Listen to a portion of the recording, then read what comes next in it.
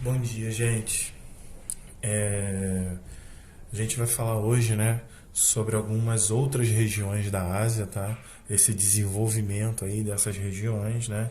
Iniciando aí na página 382 pela Ásia Central e Setentrional, tá?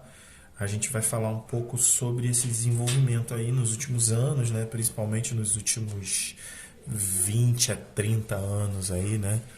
Que é um desenvolvimento assustador, chegando de países subdesenvolvidos, né, a se transformar em economias gigantescas no mundo, ok? E a relação de desenvolvimento também. Vamos lá, olha só. As regiões central e setentrional do continente asiático englobam a porção asiática da Rússia e 5 outros países que também integram, durante a maior parte do século XX, o território da extinta União Soviética. Esses países são Cazaquistão, Quirguistão, Tadiquistão, Turcomenistão, Uzbequistão. Ok?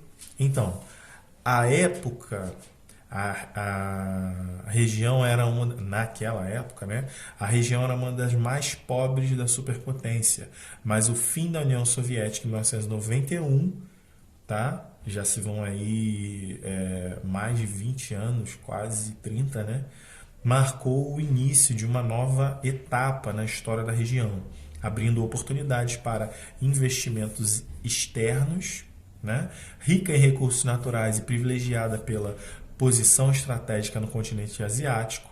Atualmente, a região é foco de atenção de diversas potências que buscam exercer influência sobre seus países, como Rússia, Estados Unidos, China, Turquia e Irã. Tá? Tinha até, eu acho que era uma Olimpíada ou uma Copa, não me recordo, que ia ser no Catar, né? Tem a ver com isso aí, tá ok? Olha só, o crescimento econômico dos países da Ásia Central vem sendo impulsionado pelas exportações de petróleo, gás natural e recursos minerais, né? É... Só um instantinho, gente.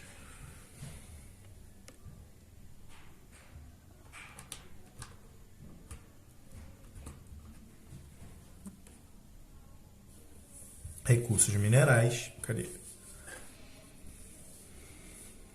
Cujas receitas estão transformando a região. Esses países, porém, estão longe de atingir um estágio avançado de desenvolvimento e seus indicadores sociais são mais baixos que os países desenvolvidos do continente. Tá? Então, assim, houve uma melhoria, aconteceu uma melhoria no desenvolvimento desses países em relação ao que eles eram? Sim, uma grande melhoria. Tá? Nós ainda vamos estudar a União Soviética, mas com base no que a gente já viu em história, a Revolução Russa drenou todos os bens, né, os bens financeiros para a própria Rússia. E quando a União Soviética acaba, a Rússia suga tudo isso aí, coloca nos cofres russos e esses países que pertenciam à União Soviética se tornam países extremamente pobres. O leste europeu ele tem problemas financeiros até hoje, tá? Ó, continuando, um mar de dinheiro. O Mar Cáspio está localizado entre 5 países: Azerbaijão, Cazaquistão, Irã, Rússia e Turcomenistão. E guarda debaixo de seu leito a maior riqueza econômica da região, um vasto depósito de petróleo e gás natural. A exploração desses recursos é uma questão central para esses países, para as grandes empresas transnacionais e também para os países que dependem da importação desses recursos, como a China e os países da zona do euro.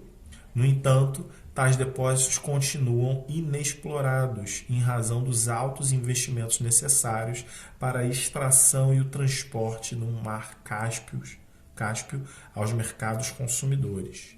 Então, isso aí é um grande problema, né? Nós temos a riqueza,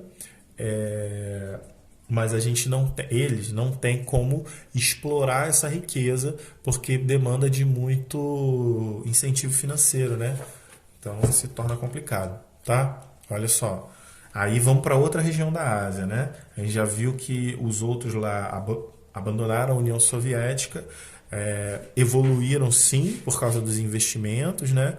Mas não tem toda a evolução potencial que eles teriam porque não tem capacidade financeira de explorar o fundo daquele rio, né? Daquele mar, chamado Mar Cáspio, para explorar as jazidas de petróleo e de gás natural. Ok? Agora vamos lá. O sul da Ásia. A Índia destaca-se na região sul da Ásia por apresentar considerável importância no cenário internacional, caracterizando-se por uma potência militar e atômica que vem apresentando expressiva taxa de crescimento econômico. Do ponto de vista geopolítico, tem relevância a disputa entre esse país e seu vizinho, o Paquistão, também uma potência nuclear, pela região da Caxemira. Por que isso aqui? Também já falamos disso aqui, a questão da água, né?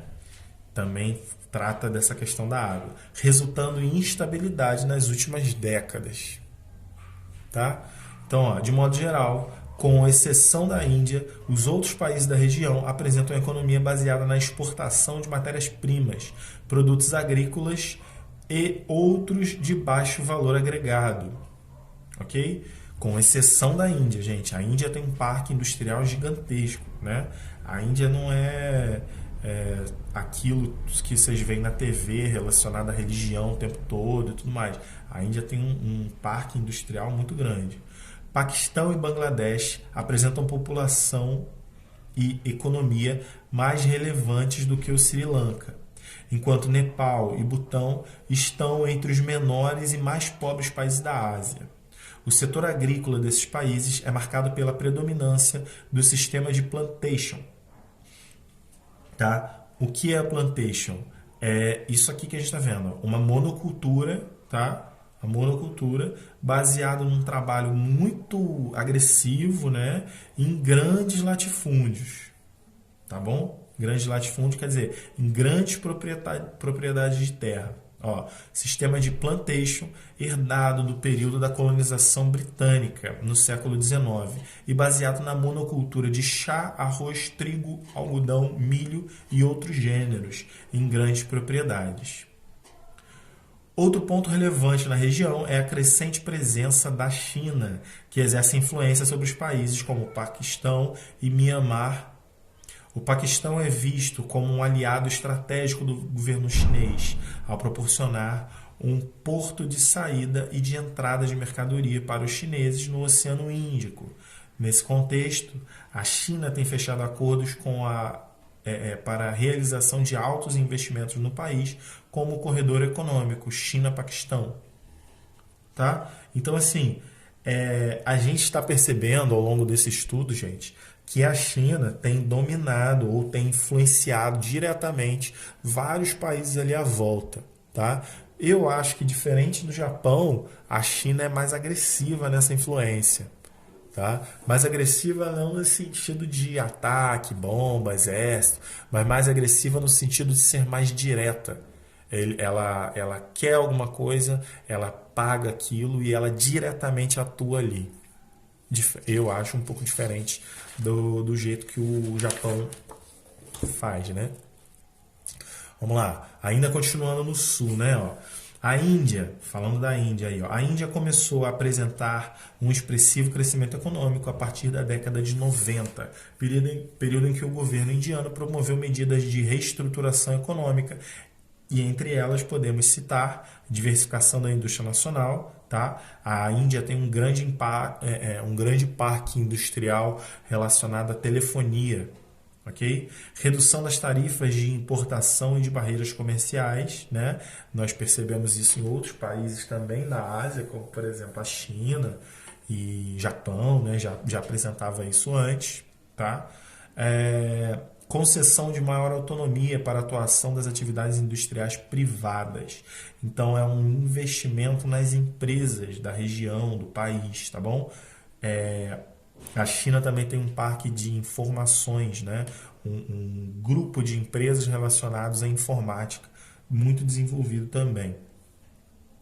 A atração de empresas transnacionais, né? Ou seja, que rompem essa questão de nacionalidade, elas têm várias nacionalidades, as quais se aproveitam da oferta de mão de obra barata.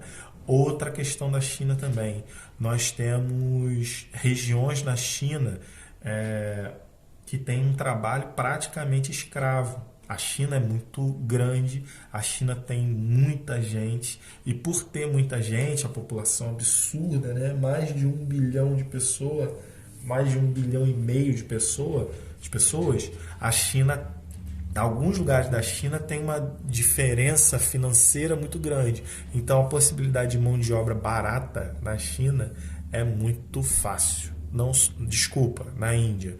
Não só na Índia, como no que eu estou falando também, na China, né? Continuando, os investimentos em tecnologia e no sistema de educação.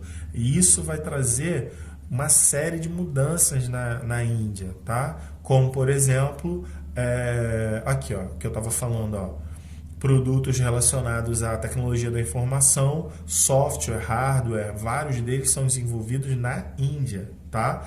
É um grande setor de prestação de serviços, né? Vou ler esse parágrafo assim, aqui, olha só. No século XXI, a Índia vem se destacando como exportadora de produtos de tecnologia da informação, tá? Como eu disse, um grande parte da questão de celulares, né? Tablets, celulares e outras coisas. Como software e hardware para computadores. As indústrias indianas criaram setores especializados para atender a necessidade do mercado informacional externo, levando o país a tornar-se referência na prestação de serviços de informática e atraindo grandes empresas transnacionais do setor. Simultaneamente, destacam-se a indústria farmacêutica indiana e a indústria cinematográfica, bem-sucedida, conhecida como Bollywood, né? Que é uma sátira e uma brincadeira com Hollywood, tá? Ó, a transformação na economia. E normalmente os filmes, gente, são filmes de comédia ou filmes de ação extremamente exagerados, tá? Eu gosto muito de filme, vocês sabem, já assisti vários filmes de Bollywood e eu ainda não vi nenhum filme que não tenha essas características. Ou seja, de ação, de forma extremamente exagerada, né? Tipo assim, o cara dá soco em avião, tá? Uma parada puxando mesmo pra comédia. Ou romances, comédias, essas coisas assim, tá? Então, exemplo desse filme aqui, que é um filme excelente, assistam se puderem, é um filme chamado Quem Quer Ser Milionário. Se vocês puderem, assistam, que vocês vão ver que, apesar de ser um filme de ação, e é um filme muito bom, você tem no final essa ideia aí de comédia e tal. Você tem um flash mob, né? Todo mundo dançando. É engraçado. Mas é um filme bom. A transformação da economia da Índia em função de tais mudanças estruturais resultou em crescimento acelerado do PIB, Produto Interno Bruto indiano, a partir do início do século XXI, né? Dos anos 2000 para frente. No entanto, a solidez na economia não resultou na diminuição da desigualdade social do país. E, em função da população elevada, as pressões sobre o solo cultivável e a poluição dos rios Gange configuram graves problemas ambientais, graves problemas sociais na Índia. Tá? Nós temos pessoas passando fome, milhões de pessoas abaixo da linha da pobreza, pessoas que vivem sem saneamento básico, tá? A Índia tem sérios problemas, talvez por ter muita gente, né? Existe uma dificuldade aí nesse controle nas questões do Estado, tá bom? Só para também uma questão interessante, o solo da Índia e clima na Índia são um pouco parecidos aqui com o nosso, ok? E, não sei se é por último, não, ainda não, o Oriente Médio. Olha só, Oriente Médio. A relevância do Oriente Médio para a economia global se dá à função das vastas reservas de petróleo e gás natural do Golfo Pérsico, em que a exploração e a exportação representam a base da economia de boa parte dos países da região, notadamente Omã, Iraque, Irã, Catar e Kuwait, Emirados Árabes e Arábia Saudita. Tá? A Arábia Saudita,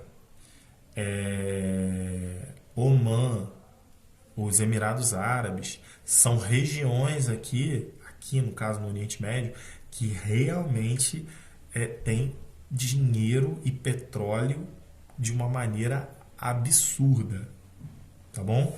A formação da Organização dos Produtores e Exportadores de Petróleo, o OPEP, e as subsequentes crises relacionadas aos choques do petróleo na década de 1970, né, representam um marco nesse sentido.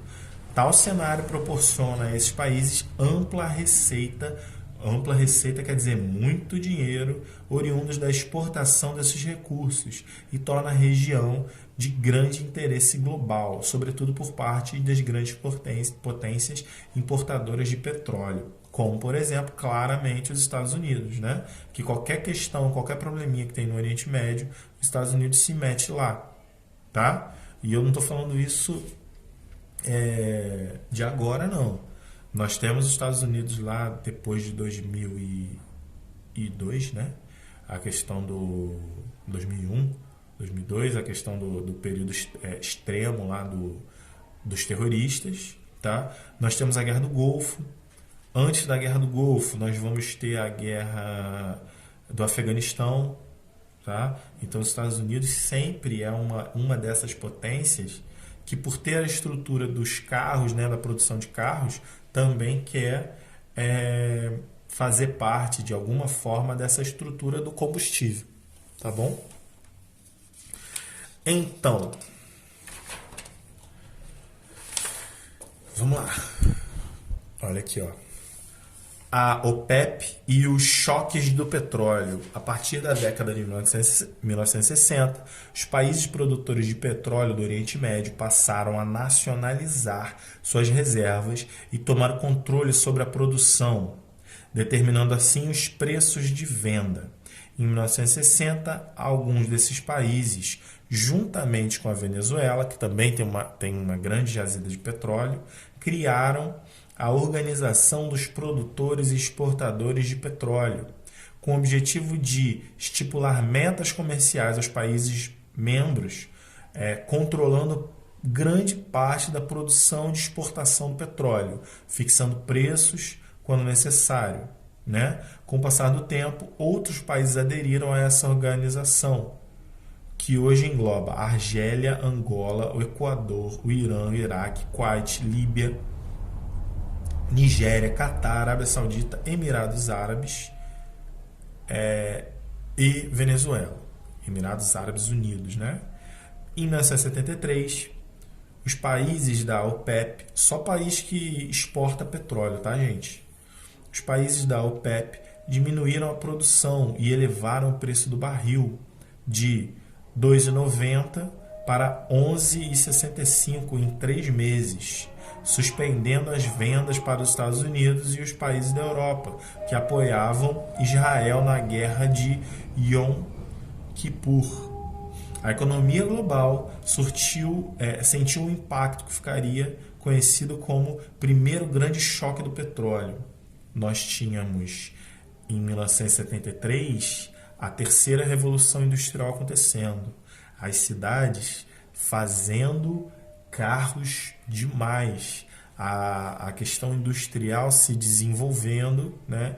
E os carros sendo produzidos em larga escala. E nesse momento, a OPEP decide, vamos parar de vender para os Estados Unidos. Isso é o caos. Tá? O segundo grande choque ocorreu alguns anos depois, em 1979, em função da paralisação da produção de petróleo do Irã e da revolução liderada pelo Ayatollah Khomeini, elevando o preço do barril novamente, provocando uma crise econômica de proporções globais. Outro choque ocorreu durante a invasão estadunidense ao Iraque, em 1991. A Primeira Guerra do Golfo teve como um de seus motivos as ricas reservas de petróleo e gás natural do Golfo Pérsico, o que resultou na invasão iraquiana ao Kuwait e a declaração de guerra dos Estados Unidos ao Iraque. Então isso já é bem antigo, essa ideia dessa guerra dos Estados Unidos contra essa região aqui, né?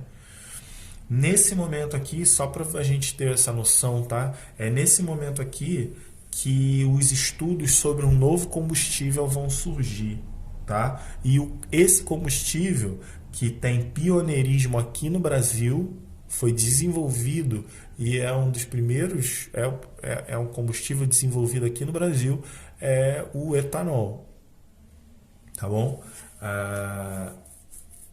Foi desenvolvido aqui, eu só não lembro se foi na final da década de 80 ou início da década de 90.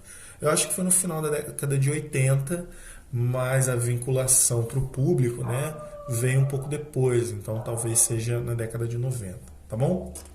Em relação aos demais países da região, Turquia e Israel contam com setores industriais mais desenvolvidos e diversificados e se destacam também pela produtividade agrícola.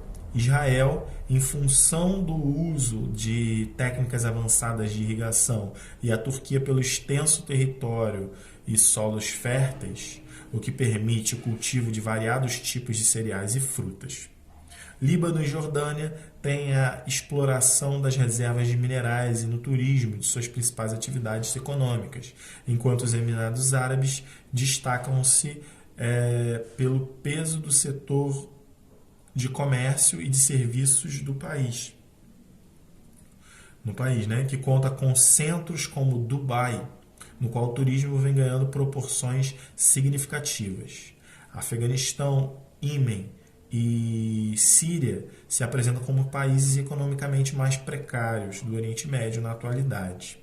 Então, a Síria, esses três países, gente, eles passam frequentemente por diversos conflitos, tá? O Iêmen,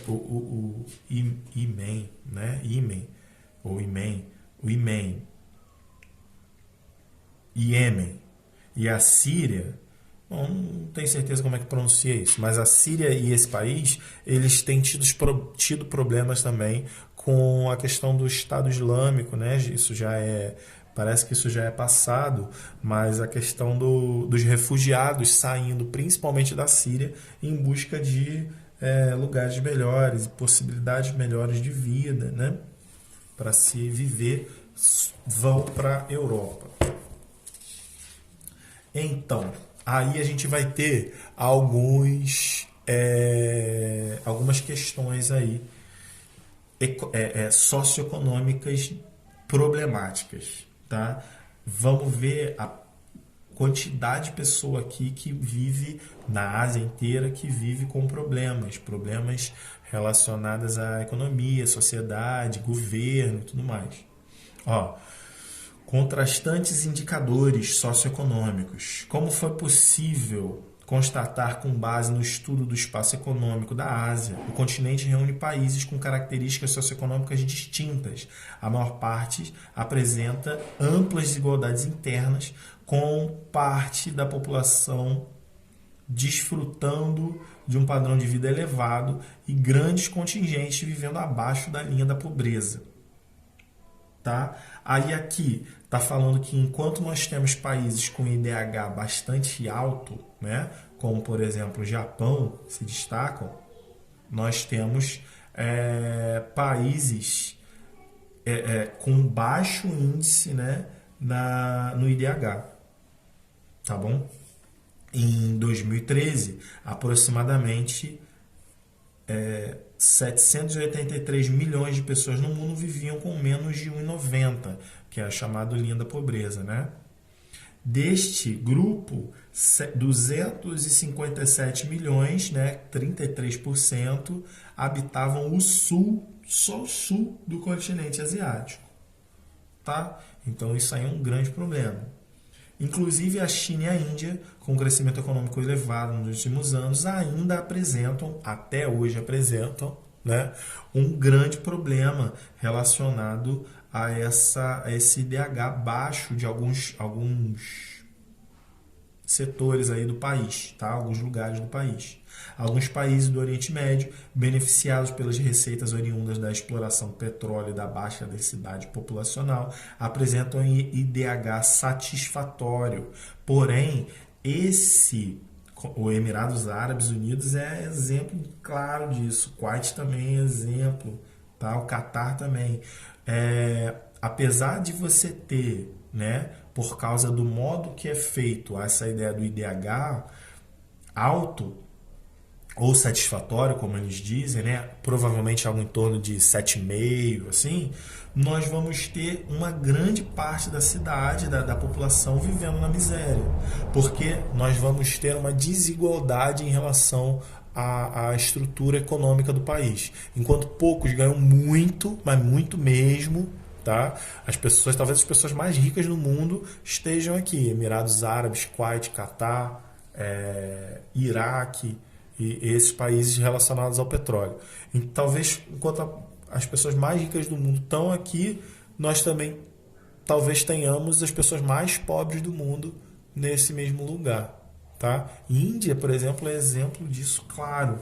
Nós temos sérios problemas de distribuição de renda na população. E aí a última página.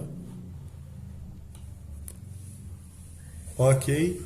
Falando assim, ó, ainda que nas últimas décadas o quadro social do continente asiático tenha demonstrado sensíveis melhoras, as taxas de mortalidade infantil, analfabetismo, ainda são consideradas elevadas em determinados países, né? Em determinados países. A baixa qualidade de vida interfere diretamente na expectativa de vida da população, que em muitos países também é baixo, né?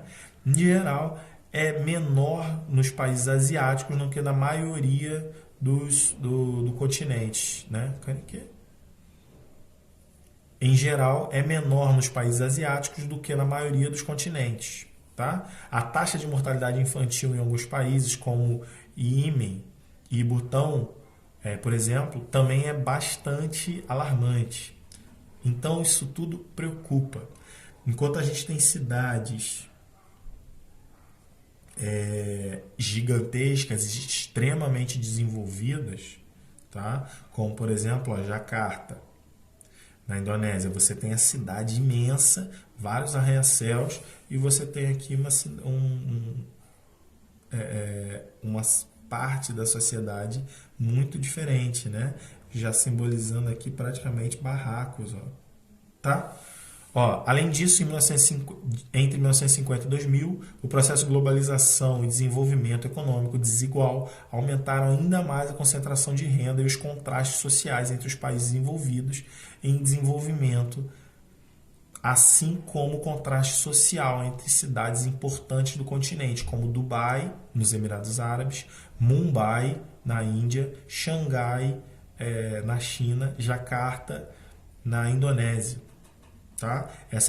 Nessas cidades é possível perceber a desigualdade social e a injustiça e a injusta distribuição de riquezas nas paisagens. Enquanto grandes quantias de dinheiro são gastas na construção de edifícios luxuosos, a grande parcela da população convive com a pobreza e a falta de condições de vida em comunidades que não possuem acesso a serviços básicos. Gente, é muito triste de ver, tá? Essa desigualdade. O povo não, mas o sistema capitalista e o desenvolvimento desses países não está nem aí para essa população mais pobre, né? Essa população considerada aí inferior economicamente, tá? O desenvolvimento social verificado no continente está associado a diversos fatores, ok? Entre eles, o atraso tecnológico, econômico-tecnológico de vários países asiáticos. A situação de instabilidade política na Síria, Iraque e Afeganistão, que viveram ou vivem em conflitos de território, né? Então, nós temos muitos problemas, tá? E nós temos também um problema, uma questão religiosa muito rígida. O Oriente é muito rígido religiosamente, entende? Então, assim, se for dito para eles que eles devem viver dessa maneira, eles buscam se entender com o modo que eles vivem, tá? Por que eu estou falando isso? Por exemplo, é simples de entender. Na Índia, nós temos um sistema chamado sistema de castas. Aqui, ó, castas. Tá? Esse sistema de castas define, a partir do momento que você nasce, te define hereditariamente. Na verdade, não existe uma mudança nesses processos aí, mas define a gente, né, os seres humanos que nascem na Índia ali, em cinco categorias, tá? E dessas 5 categorias, você vai ter os direitos sociais e políticos de cada uma dessas características, de cada uma dessas categorias, tá? Então, você vai ter o mais alto, que são os brahmanes. Para eles, tudo é permitido. Eles têm direito a tudo que o governo dá, ok? A origem dos brahmanes é considerada na Índia como a origem dos deuses. Então, eles são parentes diretos dos deuses, tá? E na outra ponta, né,